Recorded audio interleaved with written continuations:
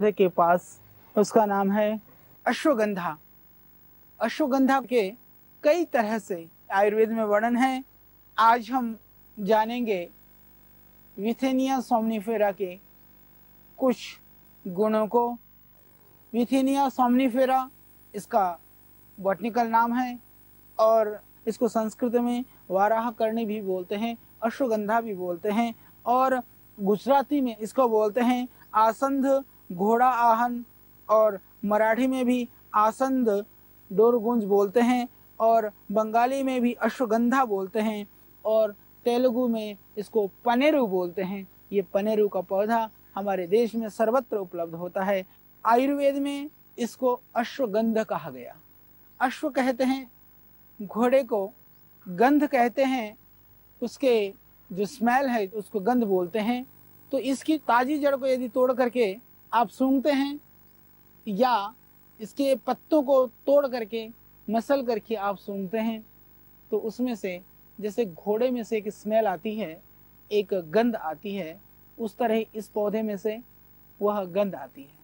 इसीलिए शायद इसको अश्वगंधा कहा गया, क्योंकि ऋषियों ने जितने भी पौधों का नामकरण किया वह दो तरह से किया है। एक तो इन औषधीय पौधों के गुणों की वजह से उनका नामकरण हुआ है, दूसरा इन पौधों की जो आकृति है उस तरह से भी उसका नामकरण हुआ है, तीसरा उन पौधों में से जो उसका गंध है, उसका रस है, रूप है, उसके आधार पर भी उनका नामकरण किया गया है।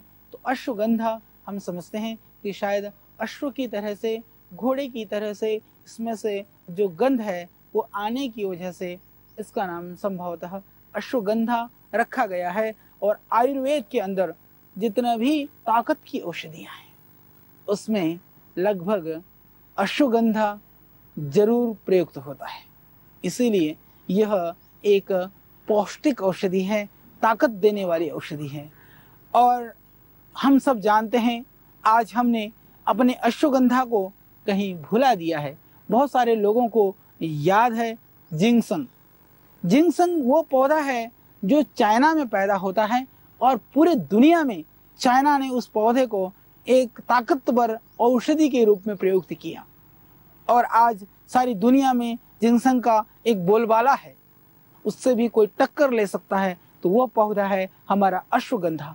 अश्वगंधा बहुत पौष्टिक है, बहुत ताकतवर है, बहुत बल्य है। जिनके रोग प्रतिरोधक क्षमता की कमी है उसको दूर करने की इसके अंदर क्षमता है।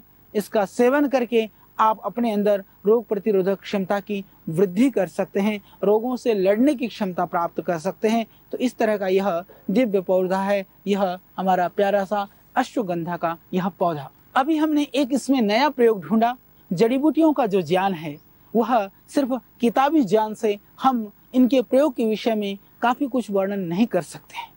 पुस्तकों में लिखा हुआ है, हो सकता है उनका इतना परिणाम न हो सकता है कभी कभी जो पुस्तकों में लिखी हुई चीज होती है वो उस समय, उस देश, काल और परिस्थिति के हिसाब से लिखी हुई हो और आज वह कहीं प्रयुक्त न होने की वजह से या व्यक्ति के शरीर के बल और अबल के हिसाब से उन गुणों में या उनकी मात्रा में परिवर्तन करना पड़े। पर कुछ प्रयोग ऐसे हैं कि जो परंपरागत रूप से आज तक जीवित हैं या परंपरागत रूप से विभिन्न क्षेत्रों में देश के विभिन्न लोगों द्वारा किया जा रहा है, तो उन प्रयोगों को हम निर्भयता से, निरापद रूप से कर सकते हैं।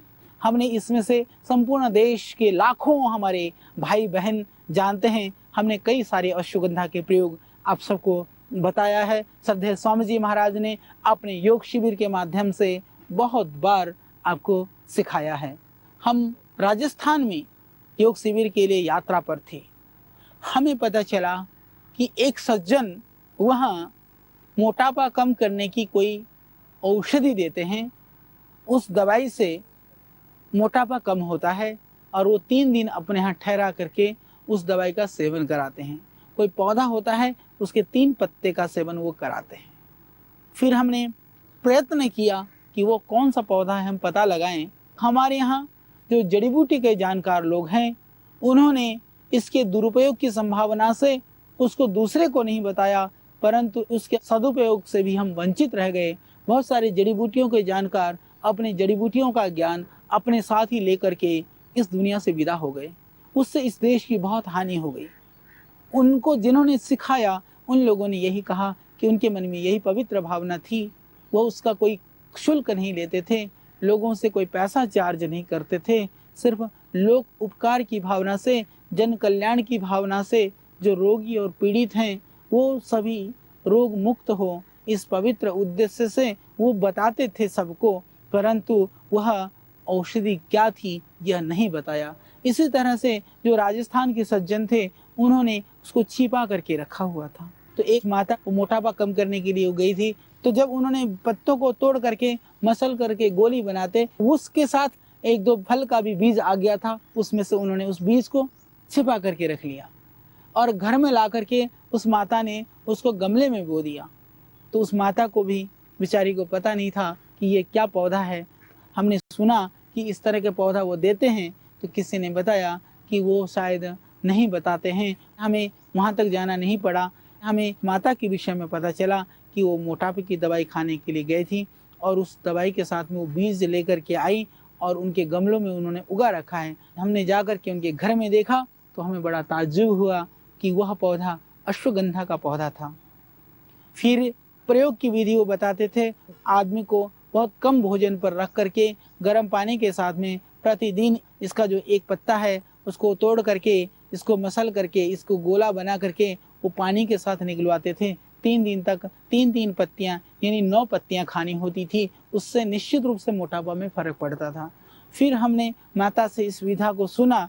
सुनने के बाद में हमने कई रोगियों के ऊपर इस अश्वगंधा के पत्तों का प्रयोग बताया और मुझे खुशी है कि आज बहुत सारे लोग, जब श्रद्धेय स्वामी जी ने इस अश्वगंधा के प्रयोग को बताया तो लोगों ने सब जगह इस अश्वगंधा के पौधों को ढूंढना शुरू किया और हम भी अपने यहाँ से कम अब तक मैं समझता हूँ कि न हो कि सैकड़ों किलो अश्वगंधा का बीज हम आज तक बांट चुके हैं लोगों के स्वास्थ्य के लिए। और दिल्ली में तो मुझे ताज्जुब हुआ कि ये अश्वगंधा के पत्ते भी रुपयों के हिसाब से गिन करके बिकते हैं।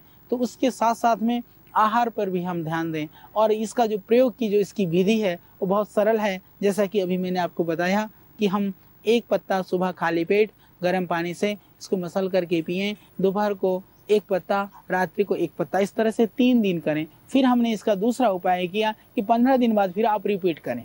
आप खाने में थोड़ा संयम बरतें, भोजन कम लें, प्राणायाम योगासन वगैरह आप ठीक से करें तो आप देखेंगे कि आपका मोटापा बहुत जल्दी कम होगा।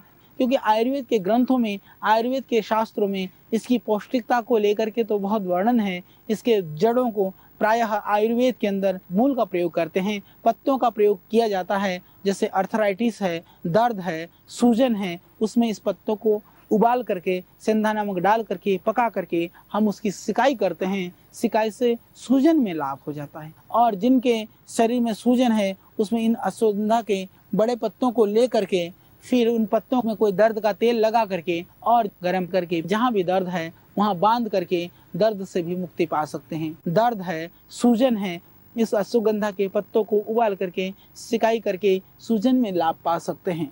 यह आयुर्वेद में प्राचीन काल से ही वर्णन में आए हुए अनुभूत अश्वगंधा के प्रयोग हैं।